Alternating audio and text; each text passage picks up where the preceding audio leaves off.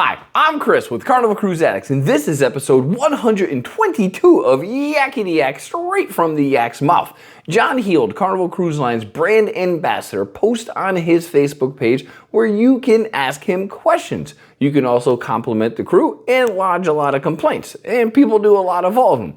We look at the questions, we take the cool, the funny, the weird, and we read all the answers and we put them here for you. So on today's episode, we're talking about solo cruisers and a bottle of wine at the Steakhouse on the first night.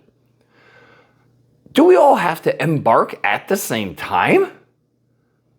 Carnival land-based hotels.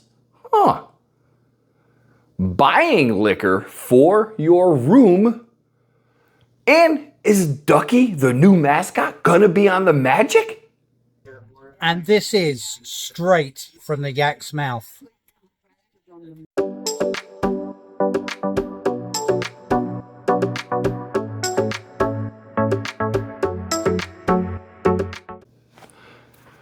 All right, question one. This cruiser is cruising solo, and they will be going to the Steakhouse on the first night. They wanted to know if they also get a free bottle of wine. Great question. John said no. You don't get a full bottle of wine, but you will get two complimentary, is that right? Yeah, I think I said it right. Two complimentary glasses of wine. So honestly, that's still pretty cool. If you go to the Steakhouse on the first night, you're gonna get two free glasses of wine with your amazing dinner. So maybe too many people are coming out of the Steakhouse a little bit staggered up from drinking a whole bottle of wine. I don't know. But anyway, yes, solo cruisers, you will get two glasses of wine. See, I think I might have had too many wines in the Steakhouse. Anyway, question two. This cruiser is sailing with 4 people in their cabin, and they wanted to know if they all needed to embark at the same time. John said, no, there's absolutely no need for that. But that's good to know, because if you're cruising with a bunch of other people, although if you have kids in your party, I would imagine you kind of want to get the kids on at the same time. Maybe a little parenting advice there. I don't know. I see a lot of kids running around like, Mom, Dad, and they're on the ship drinking. The kids are in the, in the port going, where's everybody? So no, you do not have to embark all at the same time, even if you are in the same cabin. So if you like to not leave your kids behind, embark at the same time. Speaking of like, if you like what you see and you enjoy cruising content, please like and subscribe. We would greatly appreciate it. Now on to question 3. This cruiser asked an interesting question. They wanted to know if it would make sense for Carnival to invest in land-based hotels. Carnival can place them nearby ports, terminals, offer VIFP benefits, pre-cruise options, parking, airport shuttles, all the stuff you have to do yourself for the most part if you're going to a hotel the night before a cruise, which we always recommend.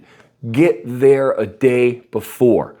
The last cruise we were just on, we saw so many people the night before and the morning of saying, oh my God, I wish I could meet everybody on the cruise, but our flight got canceled because there was a nasty storm, snowstorms, rainstorms. And I mean, if I had to guess, 10, 15 people just in our little Facebook group alone that had like less than 200 people had to cancel their flights.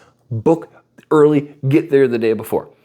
John said, actually, to answer the question, now I'm done with my rant, they tried this in Nassau some years ago with a hotel there. He said it closed a few years later. He's not sure why, but he's not aware of any plans for them to do this.